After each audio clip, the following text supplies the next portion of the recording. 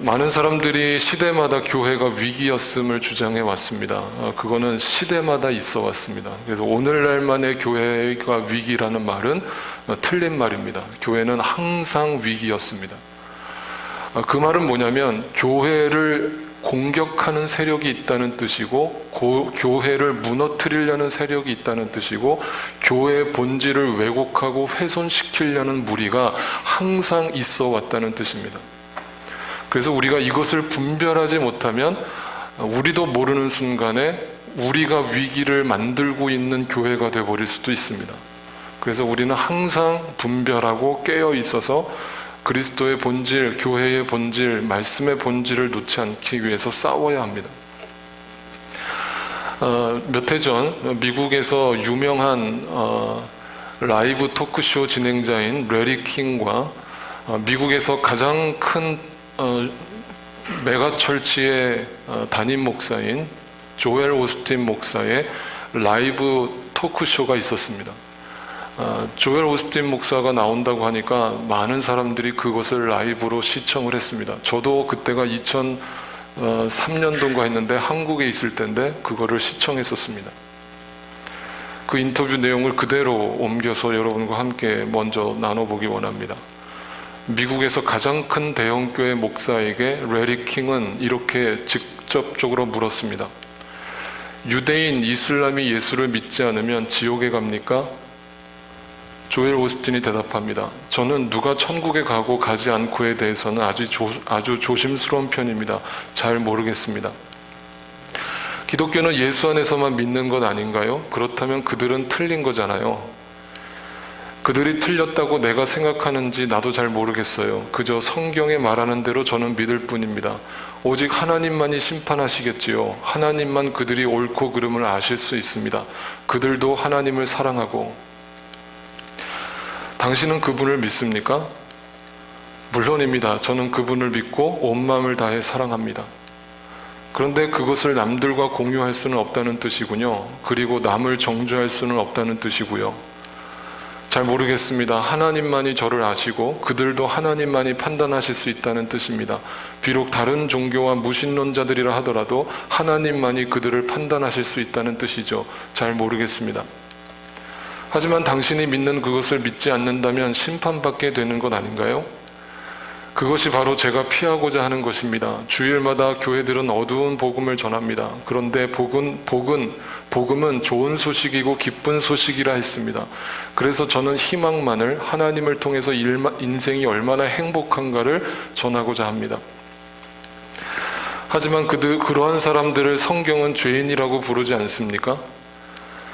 아니요, 저는 생각이 조금 다릅니다. 많은 사람들은 그들 스스로 잘못하고 있음을 자각합니다. 그래서 교회에서는 그저 그들에게 변화될 수 있다고만 말해주고 희망을 주어야 합니다.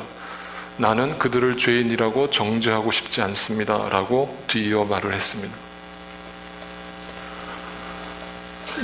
이 이야기를 들으면서 분명하게 두 그룹으로 나눠졌습니다. 기독교 안에서 말입니다. 한쪽은 말도 안 되는 망언이라면서 조엘 오스틴을 비난하고 사기꾼이고 거짓 선지자라고 비난했습니다. 기독교 안에서 반의 또 다른 그룹들은 조엘 오스틴의 말이 틀린 말 아니다. 우리가 판단할 수 없다. 아무리 신앙이 다르다고 해서 교회를 다른 신앙을 믿는다고 해서 그것이 꼭 하나님으로부터 벗어났다고 얘기할 수 없다. 조엘 오스틴의 말이 맞다라고 주장하는 세력들이 있었습니다. 여러분은 어떻게 생각하십니까? 심지어 교회 다니는 많은 사람들이 조엘 오스틴처럼 신앙을 생각하고 조엘 오스틴처럼 신앙생활을 하고 있습니다. 조엘 오스틴이 책을 쓰신 건 알고 계시죠? 그는 베스트셀러 작가입니다. 그가 지금까지 많은 책을 썼는데 그 중에 가장 많이 팔린 책들을 제가 보여드리면 이런 책들을 썼습니다. 행복의 힘, 긍정의 힘, 나를 응원하라, 최고의 삶, 잘 되는 나. 그가 썼던 책의 제목들만 봐도 그가 무엇을 주장하려고 하는지를 분명하게 알 수 있을 것 같습니다. 그는 예수 그리스도에 대해서는 관심도 없습니다. 그냥 하나님을 믿으면 이 세상에 행복하게 살 수 있고, 긍정적으로 살면 뭐든지 무슨 일들이 술술 다 풀리게 되어 있고, 그리고 나를 항상 응원하고 자존감을 높이고, 그래서 최고의 멋진 삶을 살고, 그래서 잘 되는 나, better than me, 항상 내가 잘 된다라고 생각해라. 이 책이 전 세계적으로 150개국에 번역이 돼서 팔려나갔습니다. 얼마나 팔려나갔을까요? 네, 지금까지 8천만 부가 세계에서 팔렸습니다. 아시다시피 조엘 오스틴은 미국에서 갑부 10손가락 안에 들어가는 갑부가 됐습니다. 이 목사가 이단으로 정죄되지 않은 채 여전히 기독교에서 가장 영향력 있는 목회자로 미국에 서 있습니다. 지금도 그 교회는 사람들이 앉을 자리가 없을 정도로 미어 터집니다. 그러면 레리 킹 앞에서 조엘 오스틴이 얼버무렸던 그 말을 과연 성경에선 뭐라고 얘기하고 있는가를 찾아봅시다. 과연 무신 예수를 믿지 않는 사람들이나 다른 종교를 믿는 사람들도 그냥 긍정적으로 희망적으로 살고 행복하게 살면 다 하나님이 그들을 선택하시고 축복을 해주시는가? 성경은 이렇게 얘기합니다. 요한복음 14장 6절에 예수께서 그에게 말씀하셨다. 나는 길이요 진리요 생명이다. 나를 거치지 않고는 아무도 아버지께로 갈 사람 없다. 요한복음 3장 18절 아들을 믿는 사람은 심판을 받지 않는다. 그러나 믿지 않는 사람은 이미 심판을 받았다. 그것은 하나님의 독생자의 이름을 믿지 않았기 때문이다. 3장 36절에 아들을 믿는 사람에게는 영생이 있다. 아들에게 순종하지 않는 사람은 생명을 얻지 못하고 도리어 하나님의 진노를 산다. 심판을 받는다. 요한일서 4장 5절에 그들은 세상에서 났습니다. 그런 까닭에 그들은 세상에 속한 것을 말하고 세상은 그들의 말을 듣습니다. 왜 조엘 오스틴의 말에 8천만 명이나 되는 사람들이 그의 책을 사서 읽고 그의 교회로 뛰어가는 걸까요? 그가 세상적인 말을 하기에, 그 말이 make sense 하기에, 상식적이기에, 나를 감동시켜주기에.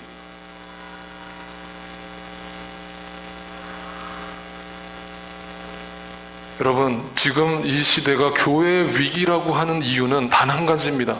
교회가 문을 닫고 교회가 사람들이 점점 빠져나가고 젊은이들이 줄고, 그거는 교회 위기가 아닙니다. 진짜 교회 위기는 교회 안에 다른 복음이 들어와서 교회 복음의 본질을 왜곡시키고 교회를 세상과 별반 다를 바 없게 만들어버리는 것. 그것이 이 오늘날 교회의 가장 심각한 위기입니다. 더 이상 이 강단에서 회개하라는 메시지가 선포되지 않습니다. 그냥 다 좋은 게 좋은 거가 됩니다. 회개하지 않아도 좋으니까 그냥 교회 안에만 들어와서 헌금만 열심히 하세요 라고 가르칩니다. 다 세상 것입니다. 오늘 본문은 그래서 이렇게 증언합니다. 다시 한번 같이 한번 읽어봅니다. 시작. 여러분을 그리스도의 은혜 안으로 불러주신 분에게서 여러분이 그렇게도 빨리 떠나 다른 복으로 넘어간다면 나는 놀라지 않을 수 없습니다. 여기서 우리말로 되게 완화시켜서 나는 놀라지 않을 수 없습니다 라고 번역했지만 영어 번역이 더 정확하게 원어에 가깝게 번역을 했습니다. I am shocked. 사도 바울은 충격받았다는 거예요. 이게 사도 바울이 썼거든요. 그 교회 안에, 자기가 개척해 놓은 그 교회 안에 자기가 떠나고 나니까 다른 복음이 들어왔는데, 세상적 복음이 들어왔는데 그 복음을 듣고 그 사람들은 빨리 그 다른 복음으로 넘어가는 모습을 보고 사도 바울이 충격을 받았대요. 내가 당신들을 어떻게 그렇게 예수 그리스도 안에서 살게끔 얼마나 복음의 본질을 열심히 가르쳤고 내가 피땀 흘려서 당신들한테 가르쳤는데 내가 가리킨 거를 금방 다 잊어버리고 어떻게 세상 복 주겠다고 하는 그 다른 복음이 들어오니까 그렇게 금방 그것을 쫓아갑니까? 나는 정말 충격받았습니다. 저는 이 사도 바울의 고백이 너무나 와닿습니다. 아무리 제가 여기서 설교해도 어떤 때 우리 교회인데 그런 분들 지금까지 많이는 없지만 간혹 가다가 엉뚱한 소리 하는 걸 제가 들을 때 제 마음에 충격받습니다. 아니, 내가 5년을 여기서 그렇게 설교했는데 5년을 그렇게 이 목에 핏대 세워가면서 외쳤는데 어떻게 저런 말을 하지?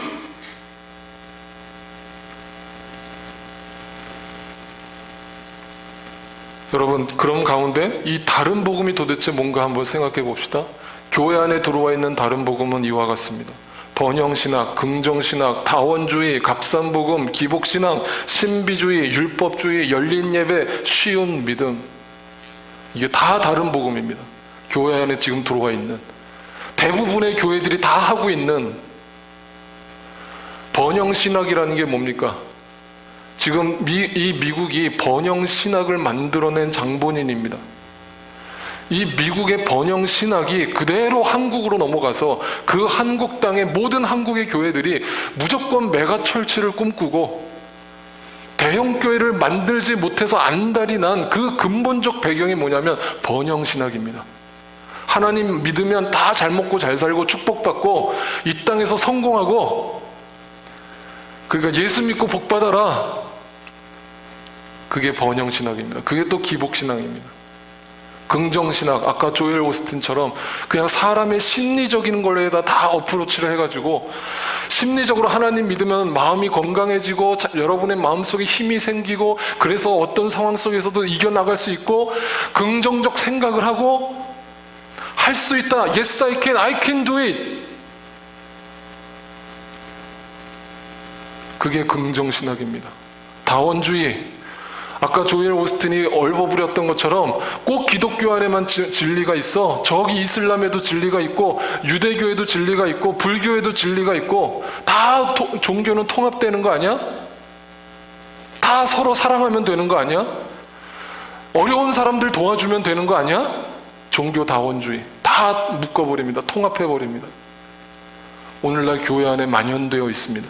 값산복음, 예수 그리스도를 믿으십시오. 예수 그리스도를 믿어야만 천국 갑니다. 아멘, 나 믿었습니다. 그런데 so what? 그 뒤에 삶은 하나도 달라지지 않아요. 복음의 무게를 자기 스스로가 가볍게 여겨서 그냥 입으로만 예수 그리스도를 시인하고 고백하고 그래서 나 천국 갑니다 하면 그것이 신앙생활 전부인 줄 알아요. 그게 값산복음. 신비주의 말할 필요도 없습니다. 율법주의, 제가 계속 설교했던 겁니다.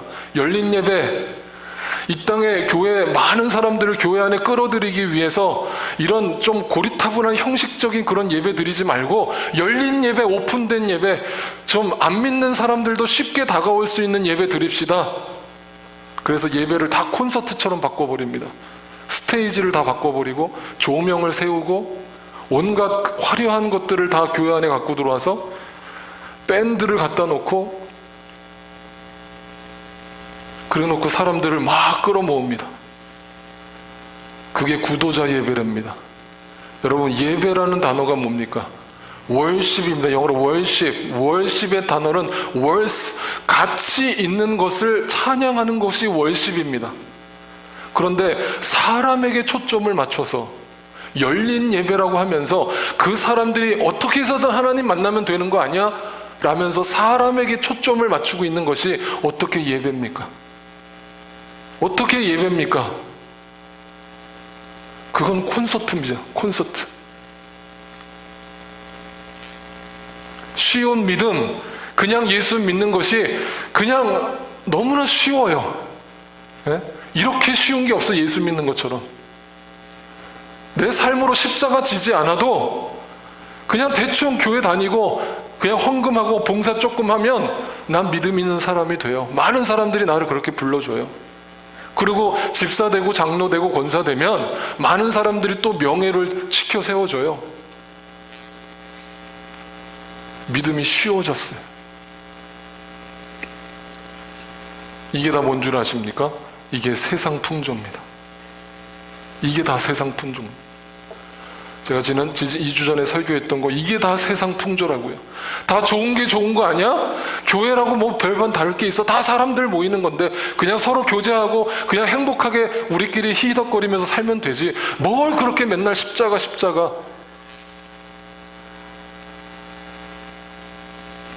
이제부터 하는 얘기 잘 들으십시오. 여러분, 종교는 두 가지 종류가 있습니다. 하나는 고등 종교가 있고 하등 종교가 있습니다. 고등 종교는 보통 우리가 일반적으로 알고 있는 기독교나 뭐 유교나 불교나 이런 대표적인 교회들을 고등 종교라고 하고, 하등 종교라고 하면 무당이나 이런 샤머니즘적인 종교들을 하등 종교라고 합니다. 이 고등 종교와 하등 종교의 차이와 구분은 왜 두는 줄 아십니까? 뭐 재정적으로 이쪽이 더 많아서? 사이즈가 커서? 그게 아닙니다. 왜 고등 종교와 하등 종교를 구분하는 그 구분점이 뭐냐면 한 가지입니다. 자기 부인이 있는가. 고등 종교는 자기 부인을 강조하고 하등 종교는 자기 부인을 강조하지 않습니다. 하등 종교에 있는 대표적으로 무당을 예를 들어보면 무당들이 강조하는 것이 세 가지 원칙이 있습니다. 그들이 무당을 하는 이유 세 가지. 첫 번째, 귀신을 섬기는 겁니다. 귀신을 즐겁게 해주는 겁니다. 귀신을 기쁘게 해주는 겁니다. 두 번째, 그것을 위해서 자기 중심적인 복을 비는 겁니다. 남을 위해서, 여러분 무당 찾아가는 사람들이 남을 위해서 기도하는 거 보셨습니까? 아닙니다. 다 자기 복을 위해서 구합니다. 그래서 귀신을 기쁘게 합니다. 세 번째, 돈입니다. 그 돈을 귀신에게 바침으로 그 귀신을 기쁘게 해서 내가 복을 받기를 원하는 거. 그리고 근본적으로 그 귀신이 나에게 역사해서 나에게 진짜 그 돈을 가져다 주는 거. 그것이 바로 하등 종교가 추구하는 목적이자 본질입니다. 그렇다면 고등 종교는 뭐가 다를까요? 자기 부인이 있어야 된다고 그랬죠. 그런데 오늘날 기독교를 갖다가 어떤 미국에 있는 신학자가 한국 교회를 이렇게 정의했습니다. 제가 그걸 기사를 보고 깜짝 놀랐는데 그 세 가지를 정확하게 이렇게 짚었습니다. 한국 교회를 내가 가만히 관찰해 보니까 한국 크리스천들은 첫째로 하나님을 너무 사랑하는 것 같다. 새벽 예배, 수요 예배, 금요 철회 예배, 구역 모임, 주일 예배, 일주일에도 5번, 6번씩 교회를 가는 이렇게 하나님 사랑하는 민족이 이 세상 어디에 있을까? 정말 하나님을 많이 사랑하는 민족 같다. 그래서 하나님을 기쁘시게 하려는 그런 한국 교회 같다. 두 번째, 한국 교인들은 너무나 자기중심적인 것 같다. 우리 교회 너무나 자기중심적인 것 같다. 내 자식, 우리 가족. 제가 지난번 얘기했죠? 예전에 제가 몸담았던 한국에 있던 교회가 대형 교회였는데 거기서 부흥회가 있었습니다. 부흥회를 2시간, 3시간 하고 사람들이 거기서 막 은혜를 받고 눈물, 콧물 다 흘렸습니다. 그리고 나서 이제 집회가 끝나고 교회 문 밖으로 나오는데 딱 문 밖에 나오는데 예배당 들어갈 때는 비가 오지 않았는데 끝나고 나오니까 갑자기 억수로 비가 쏟아지는 거예요. 그러니까 교회 주차장에 교회 버스들이 몇 대가 서 있었는데 그 2시간 동안 난리 부르스를 쳤던 그 교인들이 어떤 행동을 하는가를 제가 옆에서 지켜봤는데 비가 오니까 서로 먼저 그 교회 버스 올라타겠다고 질서도 없고 누구를 배려하는 것도 없고 우르르 몰려가서 제가 그 모습을 보고 정말 충격을 받았습니다. 얼마나 자기중심적인가. 세 번째, 한국 교회는 너무나 돈을 사랑한다. 이번에 지난주에 여러분 PD 수첩 때문에 지금 한국 교회가 발칵 뒤집혔죠? 다 뭐 때문입니까? 돈 때문 아닙니까? 한국 교회는 돈을 너무 사랑한다. 그러면 그 하등 종교를 믿는 무당하고 뭐가 다릅니까? 귀신을 기쁘게 하려는 사람들처럼 하나님을 기쁘게 합니다. 왜? 내가 복을 받아야 되니까. 그래서 하나님을 기쁘게 해서 막 하나님을 구슬립니다. 얼르고 달랩니다. 하나님, 내가 이렇게 헌신했으니까, 이렇게 헌금 많이 했으니까 나 복 주세요. 자기중심적입니다. 그래서 제가 얘기했죠. 소풍 갈 때도 모든 교회들마다 그날 기도하는 대표 기도가 뭡니까? 하나님, 우리 밖에 나가서 소풍 가는, 피크닉 하는데, 야외 예배하는데 좋은 날씨 주세요. 좋은 날씨 주세요. 꼭 자기 교회를 위해서 비가 안 와야 된다는 거예요. 네. 그러면 어떤 농부는 비가 오기만을 학수고대하고 비가 와야지만 농사를 지을 수 있어서 날마다 비가 오게 해달라고 기도하고 있는데, 그 교회는 비가 오지 않게 해달래요. 왜? 자기들 피크닉 가야 되니까. 제 말이 틀리면 여러분 이따가 얘기하세요. 목사님 그거 너무 과하신 말 같습니다. 얘기하세요. 뭐가 틀려요? 자기중심적이죠? 이기적이죠? 한국교회 모든 믿는 자들이 돈을 얼마나 사랑합니까? 얼마나 사랑합니까? 여러분, 고등 종교가 타락을 하면 하등 종교와 똑같은 목적을 가지고 종교 행세를 하게 되는데, 그렇게 하면 어떤 열매가 맺히는 줄 아십니까? 세 가지 또 열매가 맺힙니다. 첫 번째, 고등 종교의 성직자가 급증합니다. 여러분, 지금은 그런 얘기가 쏙 들어갔습니다만, 적어도 제가 기억하기로는 1980년대, 90년대 여러분 그 한국에서 설문조사를 했는데 신랑감 1위가 누구였을까요? 제가 이 얘기 왜 하겠습니까? 신랑감 1위가 누구였을까요? 네, 놀라지 마세요. 목사였습니다. 실제로 있었던 일입니다. 왜? 목회자가 잘 먹고 잘 살거든요. 그때만 해도 80년대, 90년대만 해도 교회 문만 열어놓으면 사람들이 몰려들던 시기거든요. 성직자가 급증합니다. 여러분, 신학교마다 지금 매년 쏟아져 나오는 성직자가 헤아릴 수가 없습니다. 지금 여기 이민 땅 뉴욕, 뉴저지 지역에도 제가 그때 뉴스를 보니까 600명 정도의 성직자들이 자기가 사역할 장소를 찾지 못해서 그냥 다른 잡을 가지고 일을 하신대요. 600명 정도가. 절대 작은 숫자가 아니에요. 두 번째, 성직자가 급증하면 어떻게 됩니까? 교회가 자연적으로 급증합니다. 우후죽순으로 교회가 오픈됩니다. 바로 한국 같은 경우는 상가 한 건물에 1층, 2층, 3층, 4층이 다 교회입니다. 다 교회예요.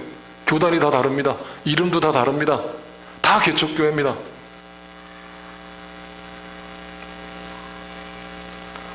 그러면 성직자가 급증하고 교회가 급증하면 어떤 현상이 벌어질까요? 그걸 유지해야 될 거 아니에요. 그거를 성공시켜야 될 거 아니에요. 그러면 어떻게 됩니까? 반드시 그 공동체는 이해 집단이 돼버립니다. 어떤 수단과 방법을 가리지 않고서라도 이 건물, 이 교회를 살려내려고 수단과 방법을 가리지 않습니다. 그것이 고등 종교가 타락한 결과입니다. 이런 다른 복음들이 교회 안에 들어와서 무엇가 복음인지 무엇이 믿음의 본질인지도 알지 못한 채 그냥 즐겁게 해주고 행복해주면 그것이 최고인 줄 알고 교회를 다니는 많은 사람들이 있습니다.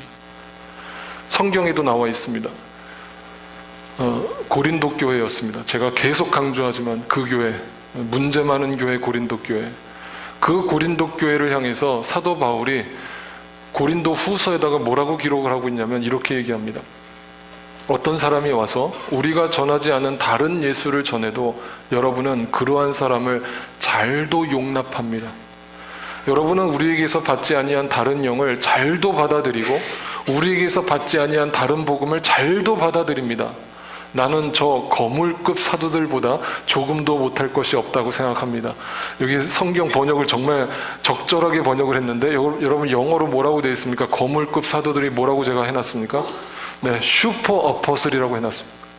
요즘 말로 바꾸면 메가 철치입니다.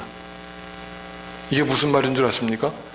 고린도 교회를 사도 바울이 개척해놓고 자기는 선교하러 다른 곳으로 떠났는데 그 사이에 고린도 교회 안에 다른 목회자가 들어왔는데 그 목회자가 쉽게 말하면 메가 철치 목회자입니다.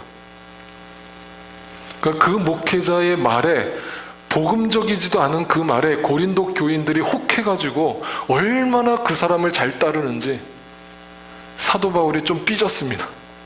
삐져서 내가 그 사람보다 못한 게 뭐 있습니까? 라면서 자기를 변호합니다. 근데 이거는 자기가 억울해서가 아니라 도대체 그 사람들에게 그 말에 여러분이 현혹되는 이유가 뭡니까? 라면서 그들을 아주 한탄스럽게 얘기합니다.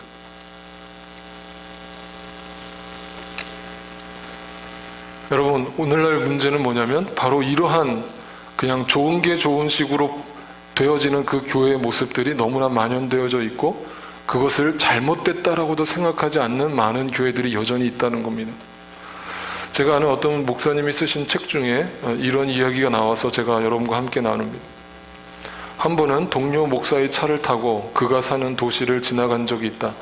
큰 주류 판매점 리코스토어를 지나면서 나는 별 생각 없이 이 동네는 주류 판매점이 상당히 많아 보이는군요 라고 말했다. 그가 대답했다. 맞습니다.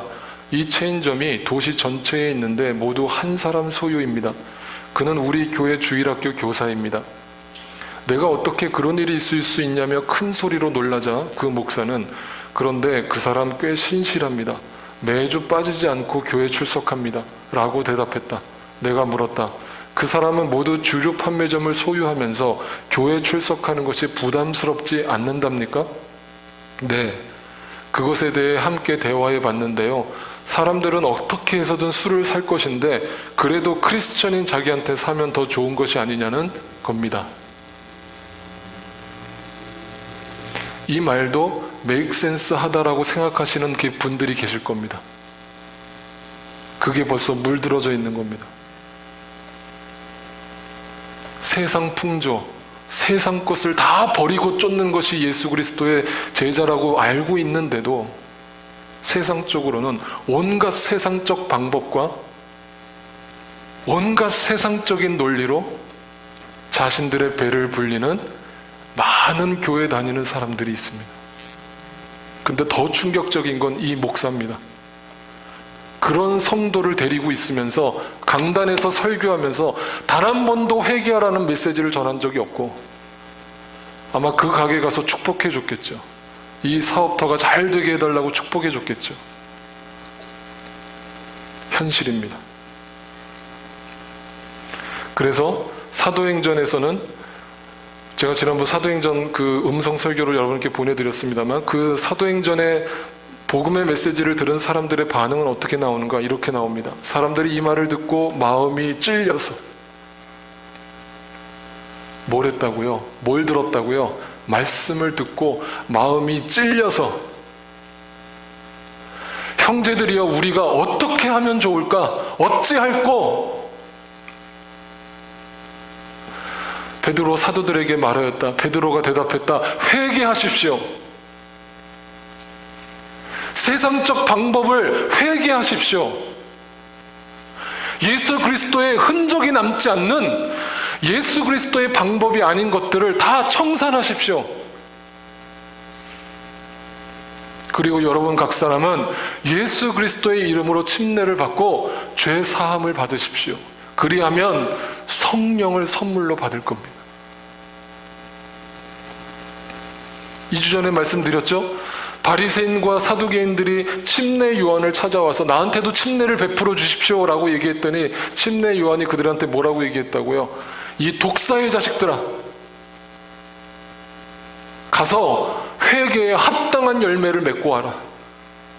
입으로만 회개했다고 그러지 말고 너희의 과거의 삶을 청산해라. 옛 습관을 벗어버려라. 그렇지 않고서는 절대 주님의 제자가 될 수 없다.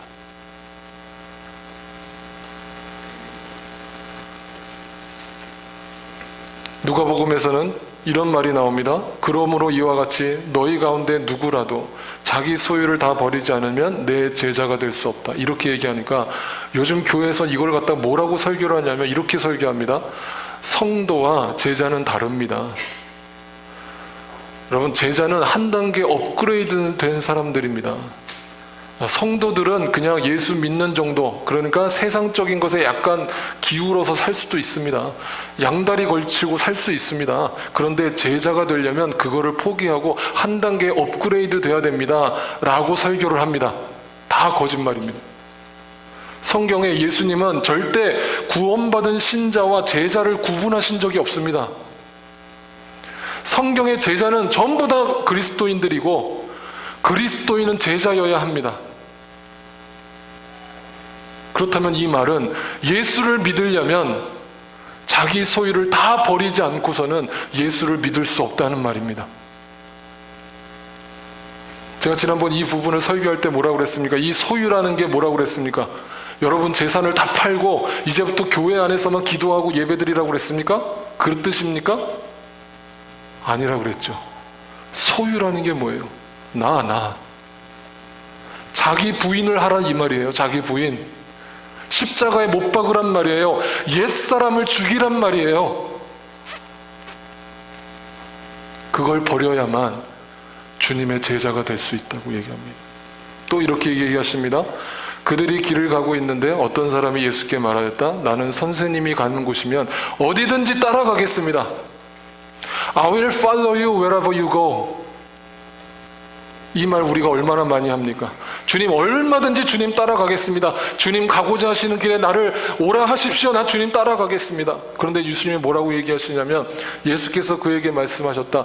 여우도 굴이 있고 하늘을 나는 새도 보금자리가 있으나 인자는 머리 둘 곳이 없다.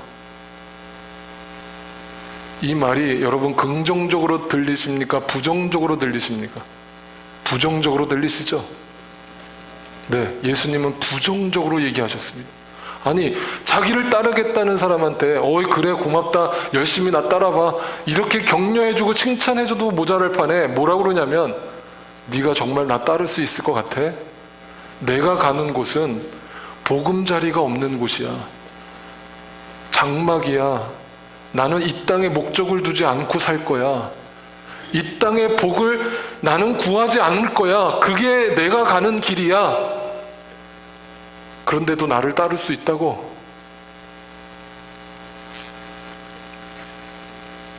오늘도 우리는 계속 주님을 따르겠다고 얘기합니다. 그리고 심지어는 요한복음 6장에 이렇게 얘기합니다. 이 때문에 예수님이 이런 얘기들을 계속 설교하니까 너희는 나 못 따라올 거야. 나를 따라오려면 세상 걸 다 버려. 소유를 버려. 십자가에 죽어. 이 얘기하니까 그것 때문에 많은 사람이 떠나갔고 더 이상 그와 함께 다니지 않았다. 그래서 예수님은 12제자한테 이렇게 물으셨다. 너희까지도 떠나가려 하느냐? 가려면 가. 가려면 가. 니네들이 원하는 길을 가. 넓은 길을 가.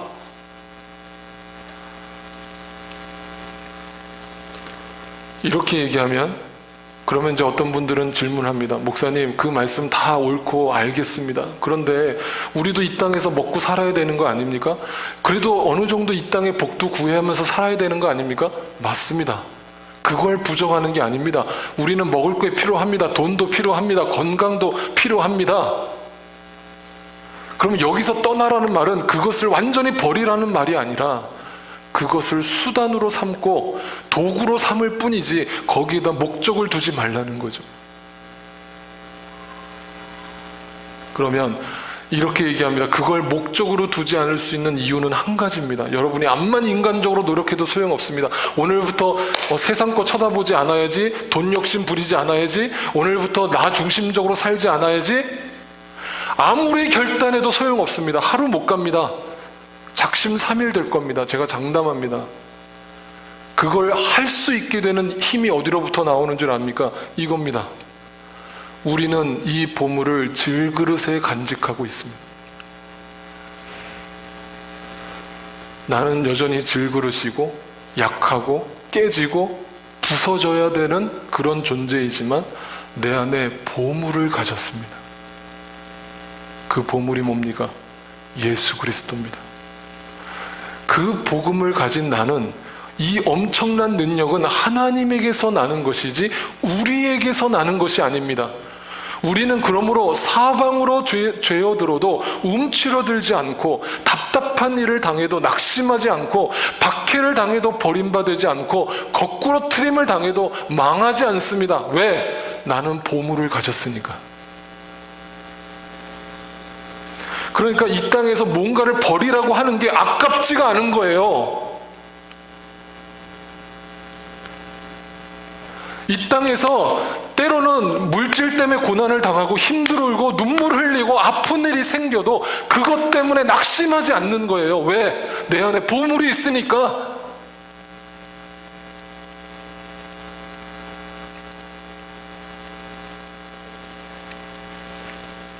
그러면서 이렇게 고백합니다. 그러므로 우리는 낙심하지 않습니다.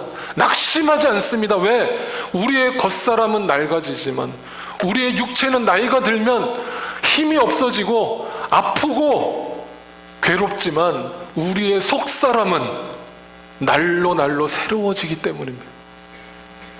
지금 우리가 겪는 일시적인 가벼운 고난은 비교할 수 없을 정도로 영원하고 크나큰 큰 영광을 우리에게 이루어 줍니다. 우리는 보이는 것을 바라보는 것이 아니라 보이지 않는 것을 바라봅니다. 왜? 보이는 것은 잠깐이니까. 보이지 않는 것은 영원하니까. 그래서 이렇게 또 고백합니다. 우리는 믿음으로 살아가지 보는 것으로 살아가지 아니합니다. 우리는 마음이 든든합니다. 우리는 차라리 몸을 떠나서 주님과 함께 살기를 바랍니다. 저는 이제 죽어도 소원이 없다 이 말이에요. 사도 바울이. 지금 하나님이 내 목숨을 가져가신다 하더라도 나는 보물을 가졌으니까 나는 죽어도 여한이 없습니다. 그런데 내가 무슨 이 땅에 미련이 있다고 돈 하면서 삽니까? 건강 하면서 삽니까? 그러므로 우리가 몸 안에 머물러 있든지 몸을 떠나서 있든지 우리가 바라는 거, 우리가 바라보는 거, 그거는 주님을 기쁘게 해드리는 사람이 되는 거. 그 기쁨이 뭐라고 그랬습니까? 주님의 뜻대로 사는 거. 주님의 뜻이 뭐라고 그랬습니까? 복음, 그 말씀을 내가 받아들이고 사는 거, 그 복음을 전하며 사는 거.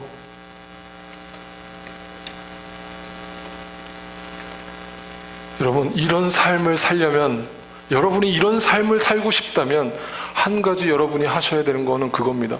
회개해야 합니다. 끊어야 합니다.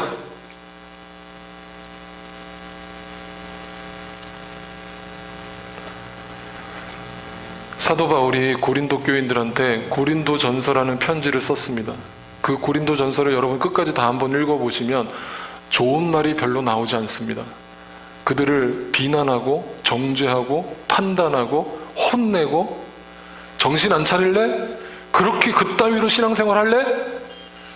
내가 너희한테 어떤 복음을 전해줬는데 너희는 그런 다른 복음을 받아들여서 살아 라면서 막 그 고린도 교인들을 혼냅니다. 회개하라고. 그런데 사도 바울이 고린도 후서라는 두 번째 편지를 또 보내면서 그들한테 끝에 가서 이렇게 고백합니다. 내가 그 편지로, 이건 고린도 전서를 얘기합니다. 고린도 전서 때 내가 너의 마음을 아프게 했더라도 나는 후회하지 않습니다. 그 편지가 잠시나마 여러분의 마음을 아프게 했다는 것을 알고서 후회하기는 하였지만 지금은 기뻐합니다. 그것은 여러분이 아픔을 당했기 때문이 아니라 아픔을 당함으로써 회개에 이르게 되었기 때문입니다. 여러분이 하나님의 뜻에 맞게 아파하였으니 결국 여러분은 우리로 말미암아 손해본 것 없습니다.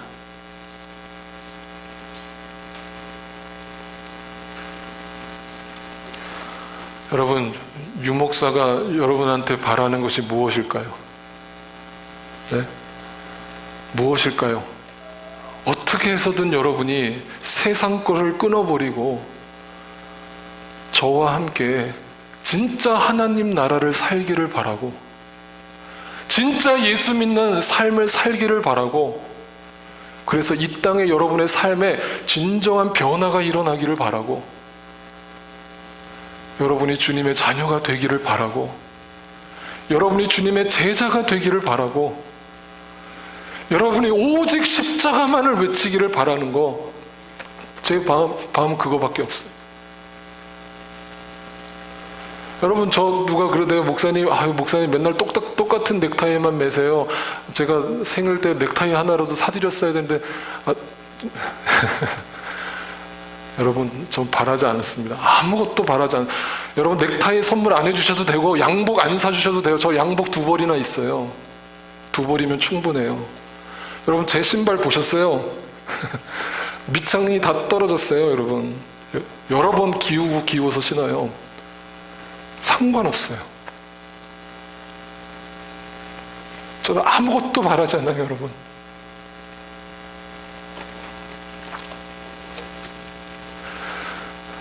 사도 바울이 이렇게 얘기합니다. 내가 지금 사람의 마음을 기쁘게 하려 하고 있습니까? 아니면 하나님의 마음을 기쁘게 해드리려 하고 있습니까? 아니면 사람의 환심을 사려 하고 있습니까? 내가 아직도 사람의 환심을 사려 하고 있다면 나는 그리스도의 종이 아닙니다. 나는 주님의 제자가 아닙니다. 우리 교회가 사람 숫자가 적다고 그거 가지고 제가 불평하는 그런 목회자였다면 저는 그리스도의 종이 아닙니다. 우리 교회 돈이 얼마가 있든 저 그건 관심 없습니다. 우리 교회 왜 재정을 투명하게 하려는 줄 아십니까?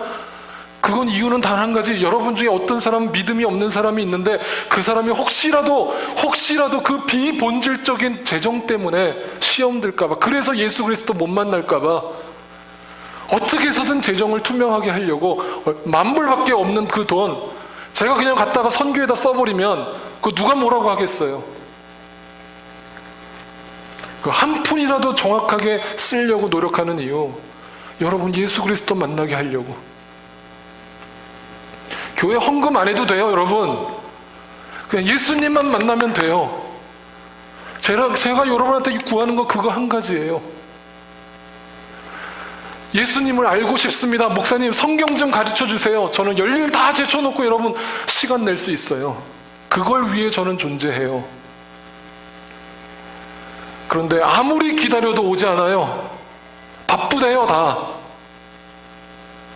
목사님 일주일에 한 번 예배 드리면 됐죠. 뭘 더 바랍니까? 여러분 아니에요. 그거 아니에요. 그거 아닙니다.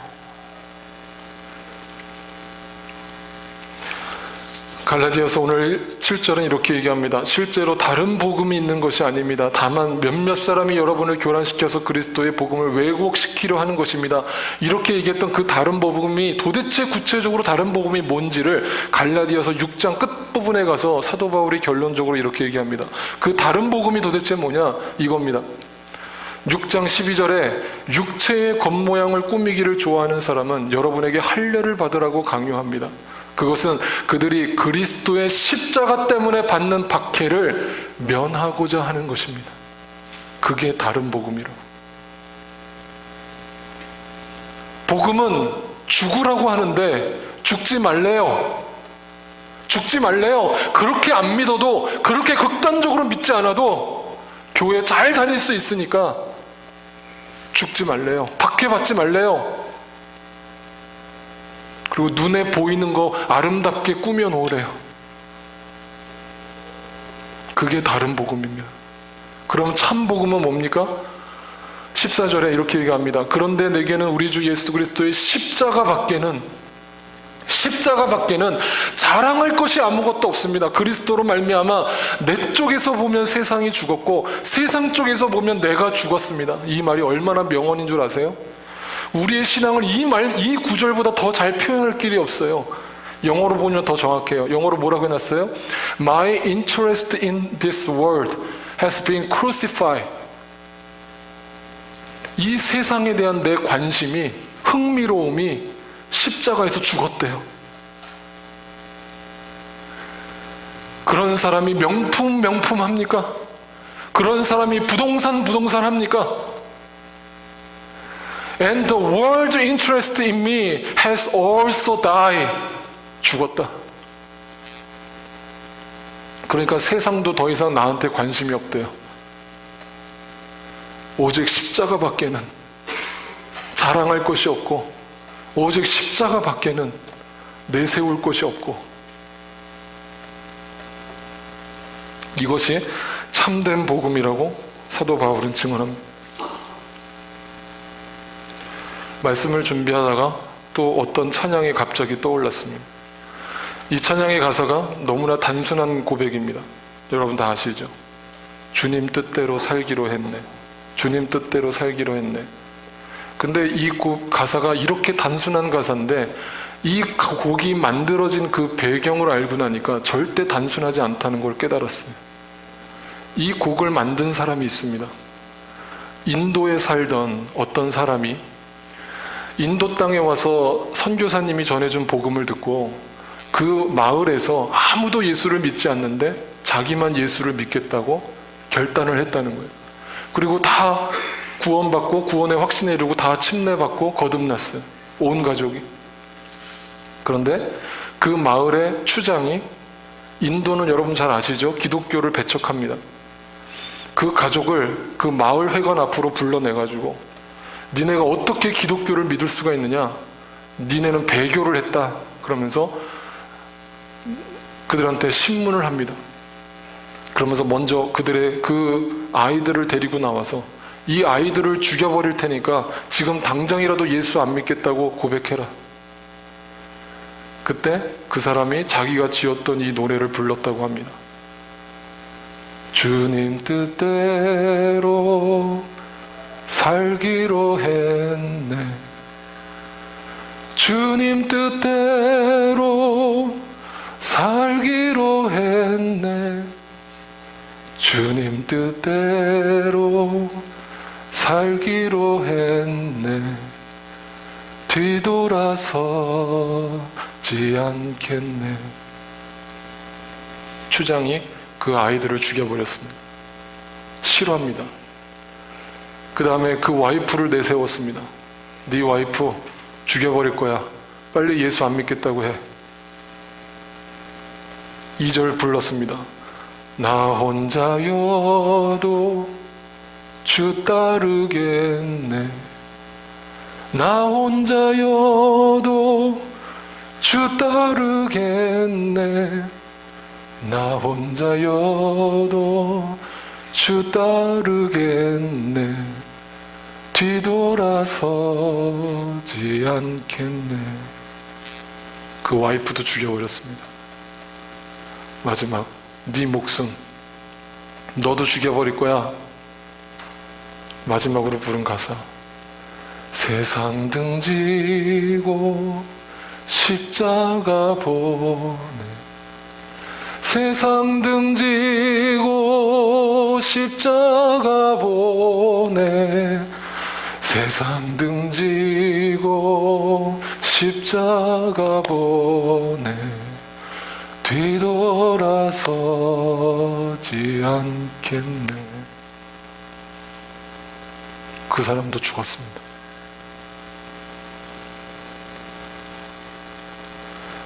조엘 오스틴은 얘기합니다. 교회 안에서 너무나 어두운 복음만을 전하는 오늘날 교회를 문제 삼습니다. 그리고 자기는 그들한테 희망을 주고 싶다고, 그들한테 기쁨을 주고 싶다고, 그래서 긍정의 힘을 얘기한다고 얘기합니다. 그러나 양심적으로 성경은 그렇게 우리를 가르치지 않았습니다.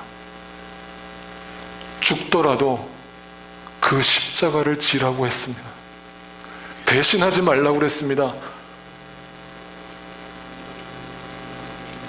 우리 같이 한번 불러보기 원합니다. 주님 뜻대로, 주님 뜻대로 살기로 했네. 주님 뜻대로 살기로 했네. 주님 뜻대로 살기로 했네. 뒤돌아서지 I have decided to follow Jesus. I have decided to follow